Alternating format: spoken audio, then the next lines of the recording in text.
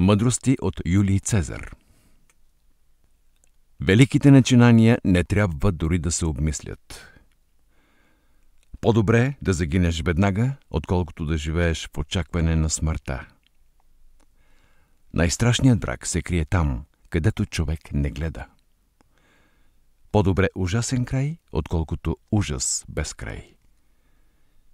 По-добре първи на село, отколкото втори в Рим. При възникването на нови обстоятелства, слуховете често изпреварват фактите. Всеки е ковач на собствената си съдба. Опитът учи на всичко. Хората охотно вярват на това, което желаят. Победата зависи от доблестта на легионите. Дойдох, видях, победих. Бих изгорил и дрехата си, ако знаеше плановете ми. Гостът не трябва да бъде обиждан. Никой не е толкова смел, че да не го смути нещо неочаквано. Без подготовка ще ти липсват знания.